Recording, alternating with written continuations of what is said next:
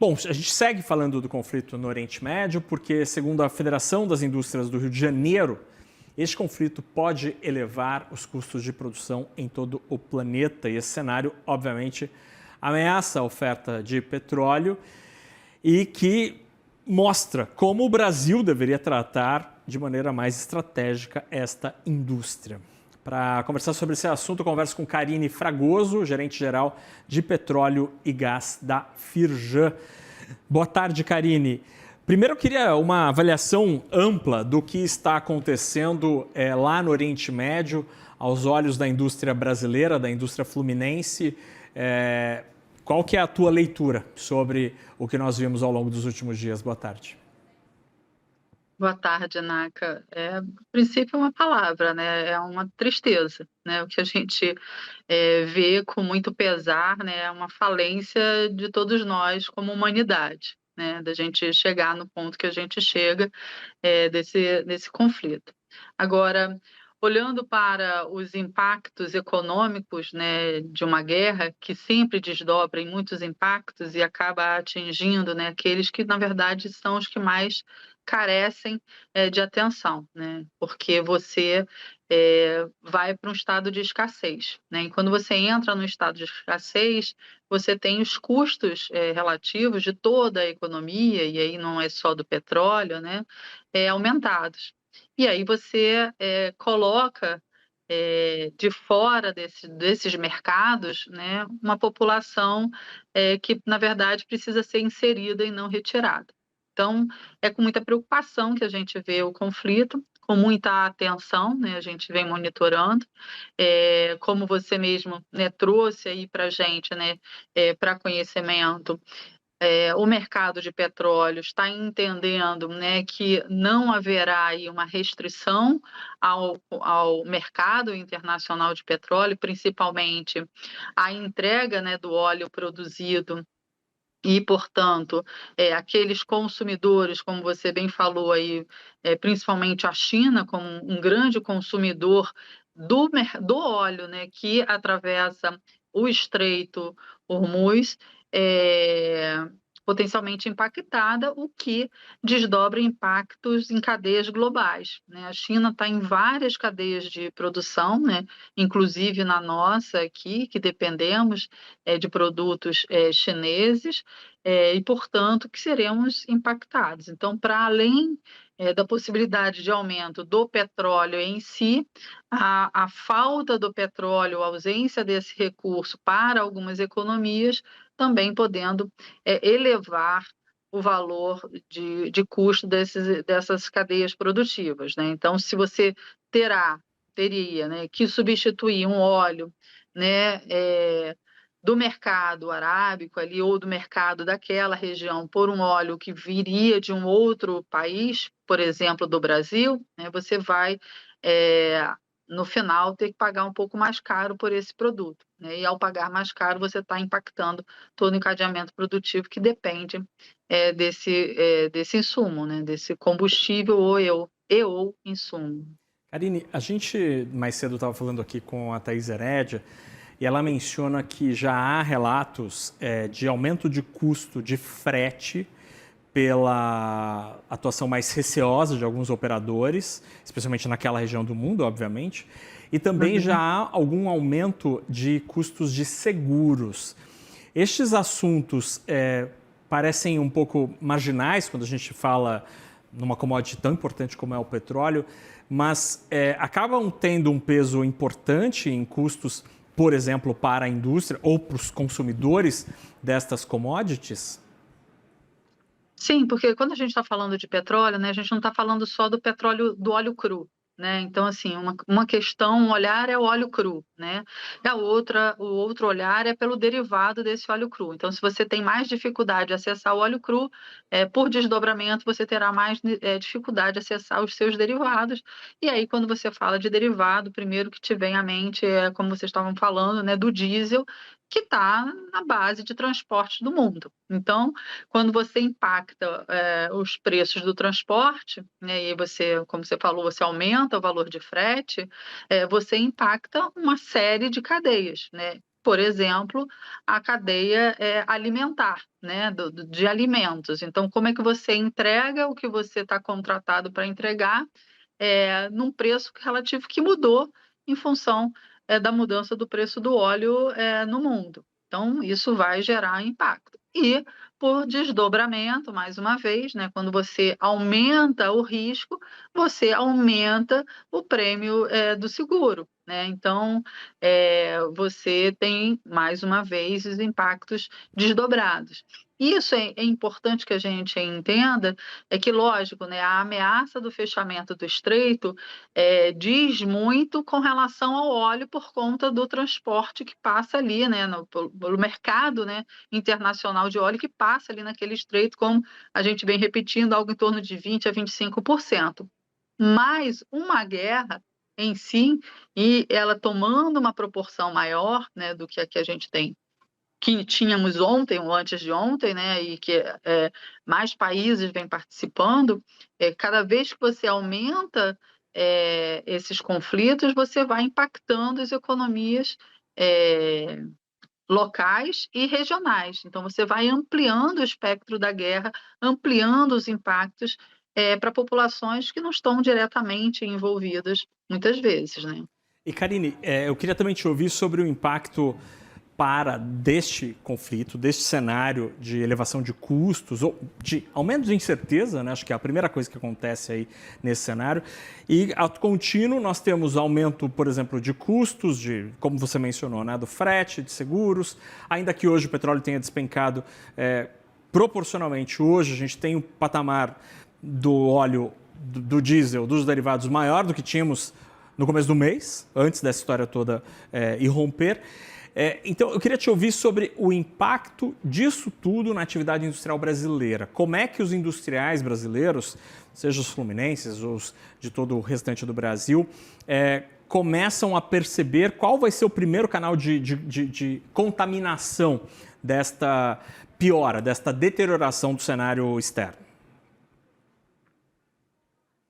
Olha, vou te dizer que a vida do industrial no Brasil não é uma vida fácil, ela está muito longe de ser uma vida fácil, né? Então, assim, isso vem se somando, né, a um cenário de muita escuridão mesmo, né? Porque a indústria brasileira, ela está, de fato, hoje sem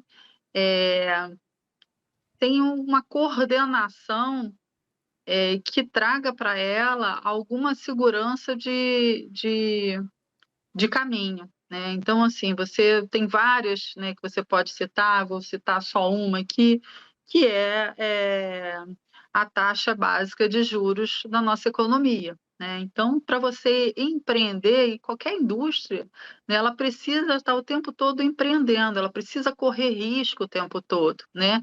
Para que ela se faça presente, se faça necessário e possa contribuir para agregar valor à sua economia, né? A economia onde ela está. Então, assim, é, todas essas incertezas que podem vir ainda desse cenário de guerra, elas vão se somar a uma série de incertezas já presentes no cotidiano da indústria brasileira, né? E assim, a gente fica muito preocupado porque a gente precisa retomar um caminho de crescimento, né? De construção de novos saberes, de novas competências. A gente precisa entender onde a gente é capaz de agregar valor e onde a gente constrói, de fato, uma curva progressiva de participação. Para isso, a gente precisa de coordenação de políticas, coordenação de ferramentas, né, para que a gente possa ter uma política industrial que, de fato, dê suporte e sustentação a uma indústria que se deseja no Brasil. Nós temos diversas vantagens competitivas, né, entre elas a possibilidade, né, de produzir petróleo num volume significativo que contribui e pode contribuir mais no fortalecimento da nossa indústria. E eu digo isso fazendo aí o que eu gostaria de aproveitar e fazer uma outra referência, né? Porque o Brasil é um país que tem uma das matrizes elétricas e energéticas mais limpas do mundo. Portanto, a nossa indústria é uma das indústrias mais limpas do mundo, é uma das indústrias mais verdes, se a gente pode falar assim, né?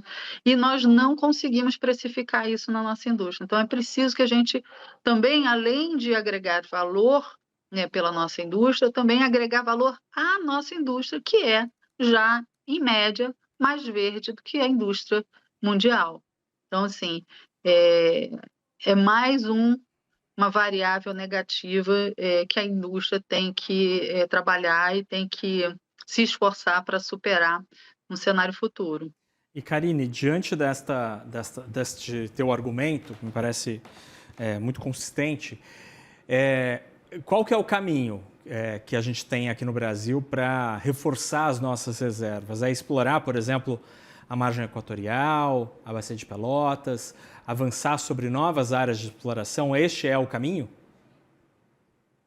Sim, eu posso te dizer que eu acredito, né, se a gente vem tratando dessa forma também, que esse é um assunto que precisa ser tratado com um pouco mais de responsabilidade, né, porque muitas vezes a gente vê uma discussão um pouco infantilizada. Veja, o mundo está preocupado com o fornecimento de óleo, né? E nós também temos que estar preocupados. Se nós temos, né, um potencial desconhecido de óleo, nós temos que nos permitir, né, temos que ter o direito de conhecer o que nós temos. Não só em termos de óleo, óleo é a nossa pauta, mas em termos de qualquer tipo de mineral, de terras raras, o que nós temos hoje no Brasil e que nós não conhecemos, que nós desconhecemos. Então, a questão das novas fronteiras é essencial para que a gente traga segurança para a nossa construção de futuro. Então, digo assim, se dentro de casa, né, a gente trabalha na base da emergência, a gente vai pagar mais caro, né? Então, se eu preciso fazer um conserto emergencial, eu vou pagar mais caro por isso. Se a gente não construir futuro, se a gente não planejar e executar planejamento, a gente vai pagar mais caro, né? E a gente precisa ser responsável com a sociedade que vai precisar desse insumo, né? Não só para o transporte, mas para uma série de outras indústrias que consomem derivados desse produto, né? Então, a gente hoje, no nosso cotidiano, no conforto na nossa vida cotidiana, a gente depende muito desse produto. Então, a gente precisa tratá-lo com responsabilidade, com o cuidado que ele merece, e a gente precisa entender o quanto mais a gente tem de potencial de produção de óleo, como é que a gente vai agregar valor a esse potencial e fazer com que essa riqueza que nós temos possa ser, de fato, absorvida e distribuída de uma forma mais equânime, né? Então, assim, é lógico que a gente tem uma satisfação de ser um estado, no Rio de Janeiro, que produz algo em torno de cada 100 barris de óleo produzido, 95 são produzidos pelo Rio de Janeiro, né? E isso traz para o Rio de Janeiro uma receita que é muito importante para o Rio de Janeiro. Então, por que não permitir outros estados, outras economias no Brasil a também poderem utilizar esses recursos para a melhoria da qualidade de vida da sua sociedade, né? E aí a gente está falando, sim, de educação, de melhor conhecimento, de análise crítica, né, que a população pode ter para poder fazer as suas escolhas, né? Então, assim, a gente quer também ter o direito de poder fazer as nossas escolhas, né? Ter essa liberdade de decidir de forma consciente, consistente, né? Qual o futuro que a gente quer construir para nós mesmos. E Karine, muito rapidamente, minha última pergunta aqui em 30 segundos, um minutinho.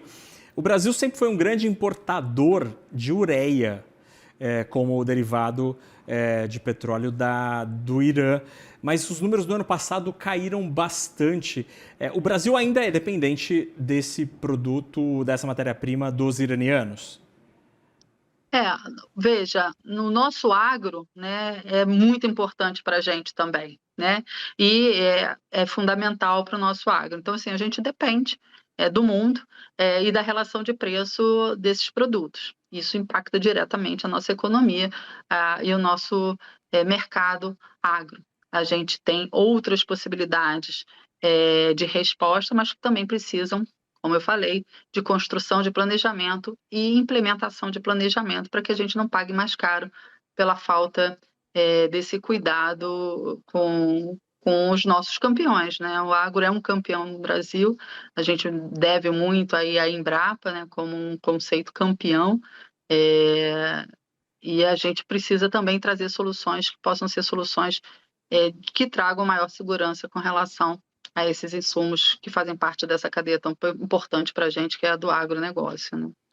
Conversamos com Karine Fragoso, gerente-geral de Petróleo e Gás da Federação das Indústrias do Estado do Rio de Janeiro, a Firjan. Karine, obrigado, muito obrigado pela conversa e essa análise a quente dos fatos desta segunda-feira no mercado de óleo e gás. Obrigado, boa semana, boa noite. Muito obrigada, uma boa semana para todos, que a gente tenha boas notícias aí. Tomara, até logo.